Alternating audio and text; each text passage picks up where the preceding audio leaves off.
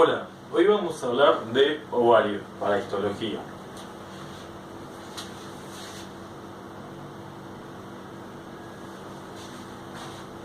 Mientras yo transcribo, ustedes pueden transcribirlo para que no se le hagan tan tedioso, ya que estoy utilizando un método un poco arcaico, pero bueno, utilicen el tiempo mientras yo transcribo para transcribir ustedes en sus papeles y de paso se hacen los resúmenes. Bien, como le dije, vamos a hablar de ovario. Para empezar, el ovario, ¿qué es? El ovario es un órgano reproductor y sexual femenino que se encuentra en la cavidad abdominal. ¿Y cuáles son sus funciones? Tiene dos funciones principales. La primera, la gametogénesis, que en el caso del ovario se llama ovogénesis. ¿Y a qué nos referimos con esto? Bueno, con la producción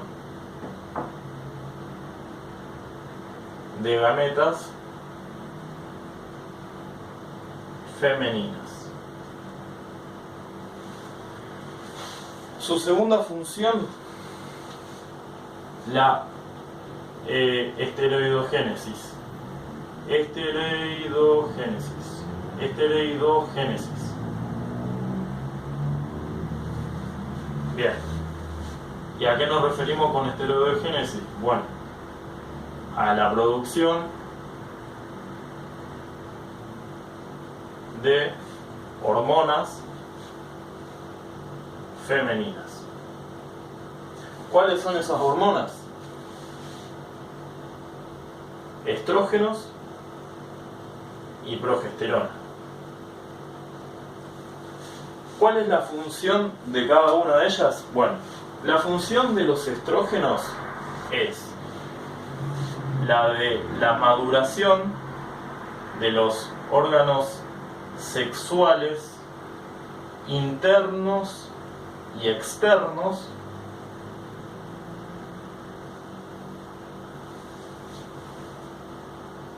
el crecimiento de las mamas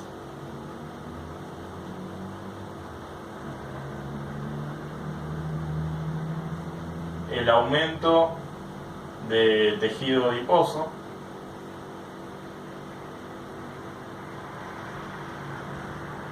y la maduración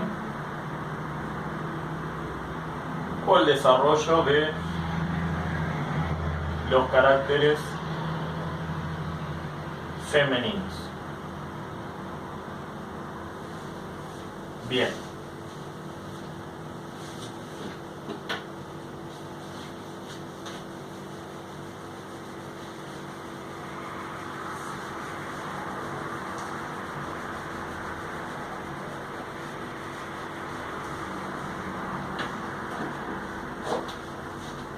Ahora, con respecto a la estructura, yendo un poco a lo general anatómico,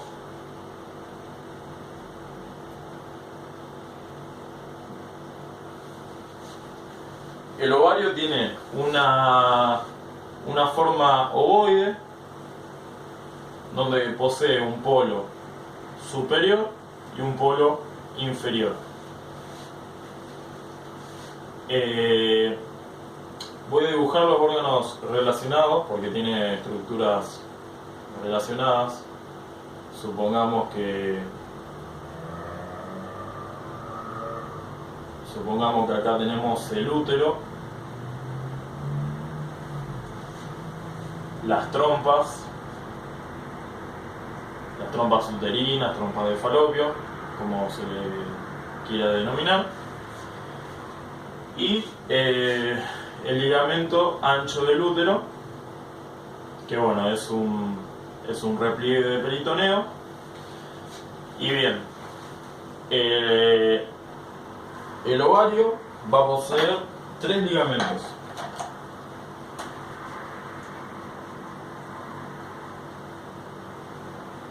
En su polo superior va a poseer el ligamento suspensorio.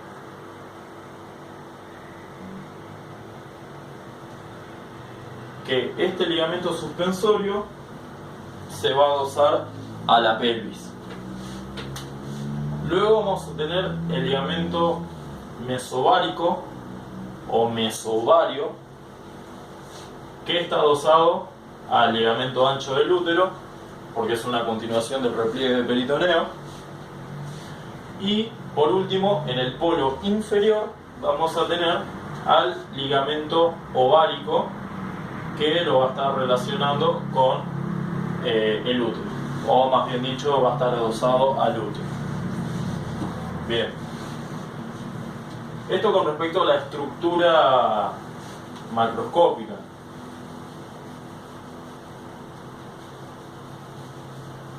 Después, yendo a lo que más nos importa, igualmente esto también es importante, yendo a la histología,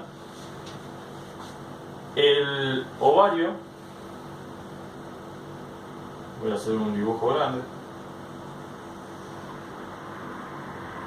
espero no tapar ahí. El ovario va a poseer a gran escala dos dimensiones.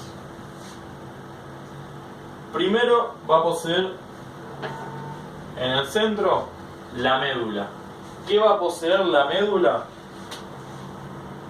Vasos. Esto es muy esquemático.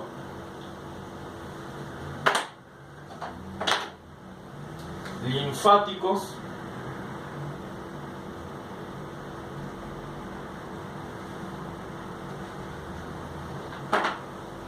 Nervios.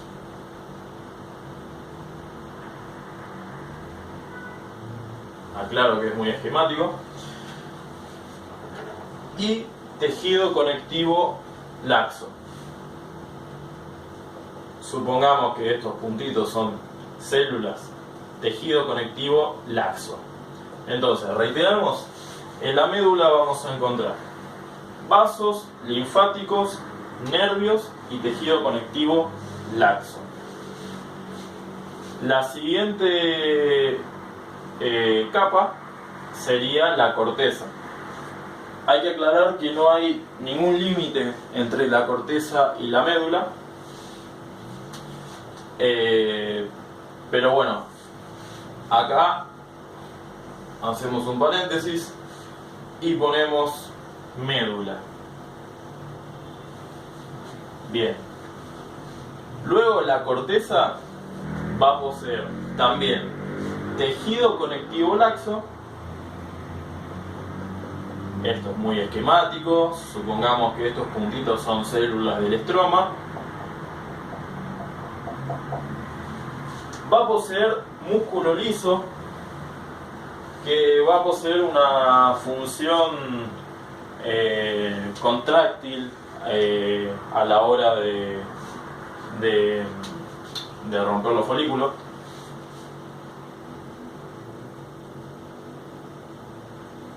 Supongamos que estos son miocitos de músculo liso.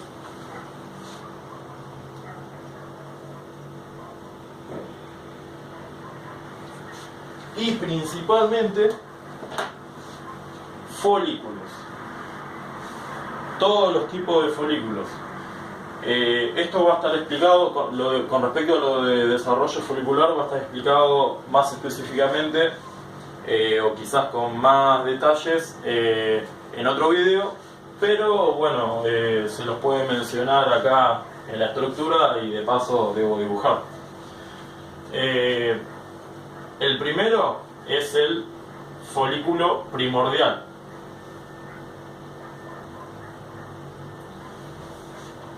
¿Qué va a poseer el folículo primordial? Básicamente, y lo más importante, va a poseer una capa externa de células planas, o bueno, de planas acúbicas, un epitelio de plano cúbico, y el ovocito. Eso es lo que van a contener todos los folículos, un ovocito.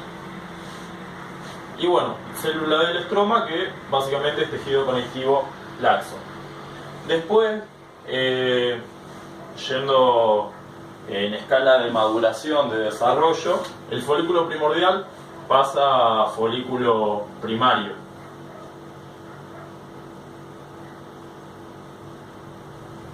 ¿Cuál es la principal diferencia entre estos dos? Es que el folículo primario va a poseer células ya cúbicas, no van a ser planas, y va a aparecer una estructura que acá está todo en negro, pero si la pueden dibujar con un color, la zona pelúcida, que va a estar por debajo del epitelio, rodeando al ovocito. Bien, luego el siguiente va a ser el folículo primario en crecimiento. Este se va a diferenciar ya que va a poseer un epitelio cúbico estratificado que se va a llamar células de la granulosa, que van a tener receptores para folículo estimulante, que es una hormona de la adenohipófisis, justamente la que va a producir una gran relación con el ciclo ovárico, que después en otro video va a estar más explicado. Bien, células de la granulosa, que bueno, va a ser un epitelio cúbico estratificado, y bueno, se va a seguir manteniendo la zona pelúcida en todos los folículos, desde el folículo primario, y vamos a tener las células de la teca. Vamos a tener las células de la teca interna y externa. Las células de la teca externa van a ser de origen muscular. Bien, y las que van a tener más relevancia van a ser las células de la teca interna. ¿Por qué? Porque las células de la teca interna van a poseer receptores para hormona luteinizante. La hormona luteinizante también es una hormona adenohipofisaria, y bueno, ya que estamos en el folículo primario en crecimiento, vamos a hablar de cómo se producen los estrógenos. Acá, bueno, voy a hacer un agrandamiento.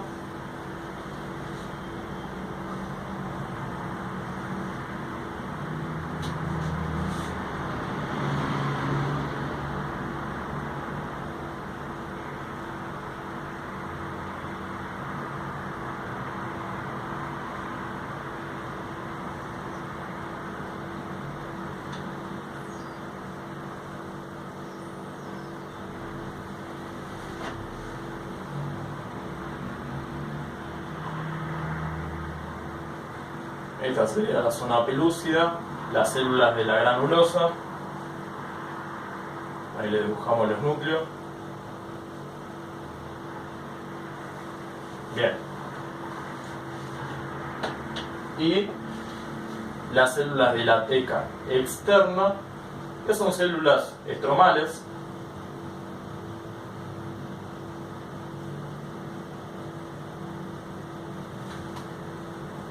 Y las células de la teca interna.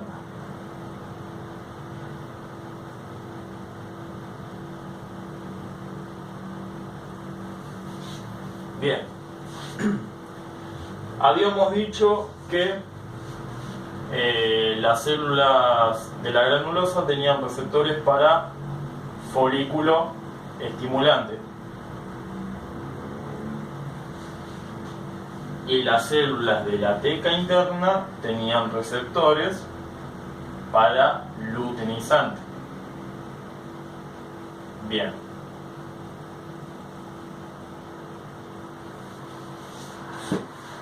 ¿Cómo se van a producir los estrógenos? Bien, de la siguiente manera. Cuando llegue la hormona luteinizante en el ciclo ovárico, en sus respectivos periodos del mismo, donde hay mayores picos, las células de la teca interna van a aceptar la hormona luteinizante, que como dijimos era una hormona liberada por la adenohipófisis, y van a producir andrógenos. A ver, lo dibujamos con otro color.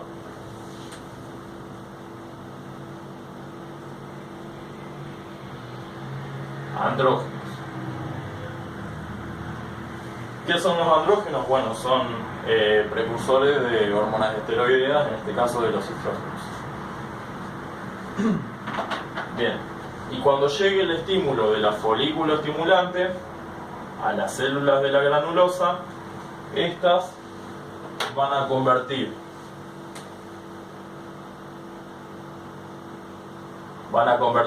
los andrógenos en estrógenos.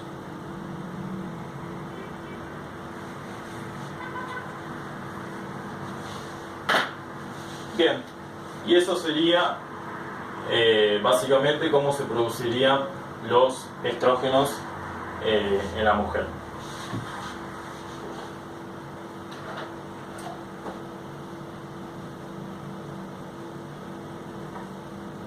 Bien, estábamos con el folículo primario en crecimiento, luego vamos a tener el folículo secundario,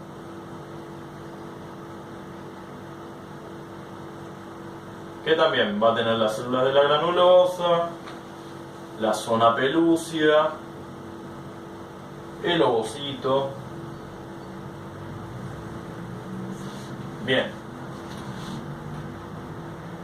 pero se va a diferenciar del primario en crecimiento,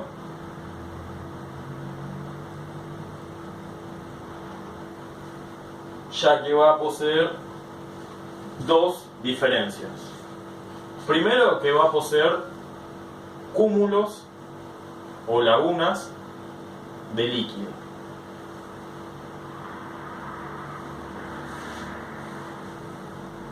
Cúmulos o lagunas de líquido.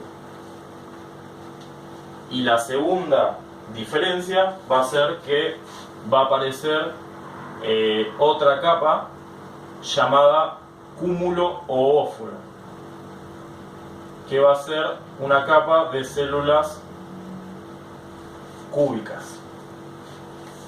Ahí solapé lo que había esquematizado, pero bueno, estoy en la pizarra y se me hace medio complicado, pero bueno, se entiende, o al menos eso espero.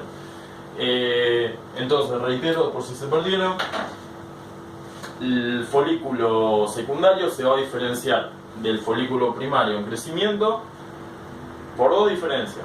Va a poseer lagunas o cúmulos de agua o de líquido, y va a poseer el cúmulo o óforo, que va a ser otra capa de células cúbicas. Que bueno, este cúmulo óforo, posteriormente, cuando se rompa el estigma y se libere el óvulo, va a ser lo que futuramente se va a denominar como corona radiada. Bien, y por último vamos a tener el folículo maduro o folículo de Graf, dándole su nombre propio, que bueno, este sí ya va a tener un antro de líquido muy importante, porque bueno, este ya va a ser el próximo al día 14, donde es que se produce la ovulación y y se libera el ovocito. Solo un ovocito se libera. Si bien maduran varios, normalmente en la mujer se libera uno solo, normalmente. Porque si no habría demasiados cigotos y bueno, sería un problema. ¿O no? Bien. Bueno, las características son similares o iguales a la anterior, nada más que aparece este gran antro de líquido, que bueno, ya va a ser el folículo maduro. Bien, y después también lo que podemos encontrar en la corteza, porque no nos vayamos tampoco de tema, que estamos viendo la estructura histológica, que podemos encontrar cuerpos lúteos.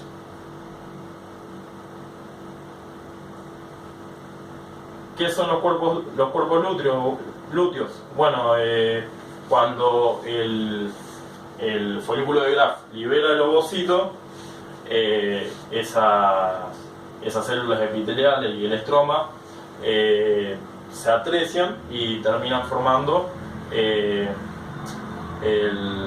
cuerpo amarillo o cuerpo lúteo, que va a cumplir una función muy importante.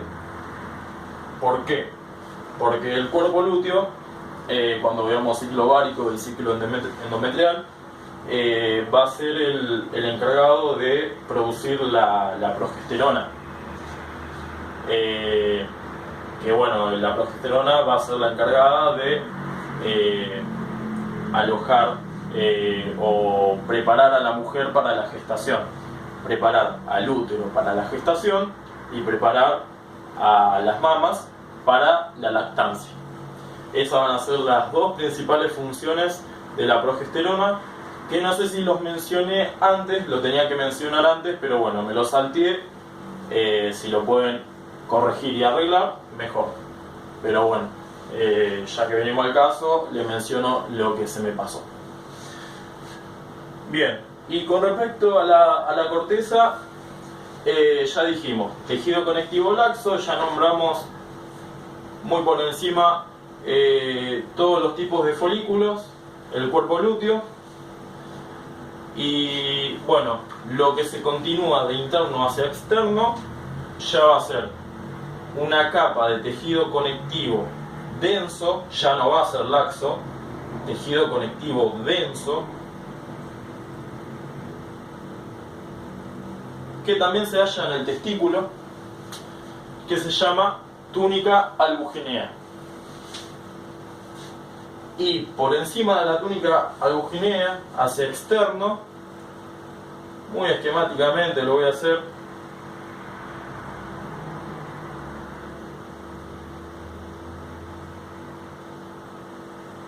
vamos a tener una capa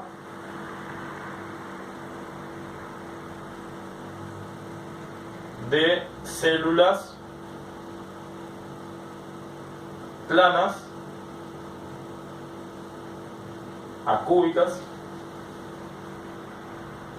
llamado epitelio ovárico.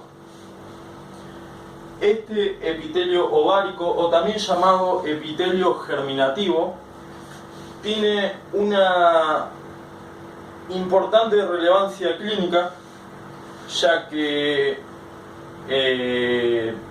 de tantas atresias tras las ovulaciones periódicas y demás, es donde generalmente en un 70% se producen los cánceres de ovario. Así que no se olviden esta estructura de la corteza, porque tiene una relevancia clínica muy importante. No lo digo porque sea médico, sino porque estaba en el libro. Bien. Así que bueno, ya mencionamos la médula y ahora mencionamos la corteza.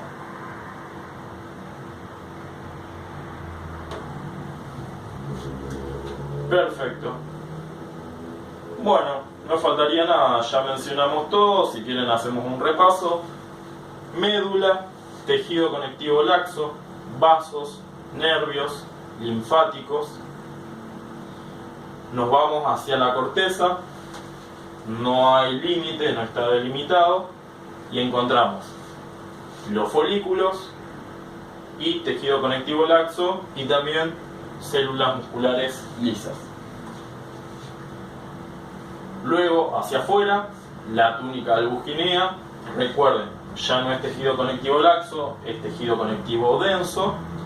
Y por encima, el epitelio ovárico o epitelio germinativo, que se continúa con el mesotelio del repliegue peritoneal. Pero bueno, yendo a la histología es básicamente esto. Así que bueno, nada, espero que les haya servido y bueno, disculparme por la progesterona que me lo salteé, pero bueno, por suerte les pude remarcar las características y bueno, si lo pueden corregir, buenísimo. Así que nada, esto es todo por hoy y bueno, muchas gracias por su atención.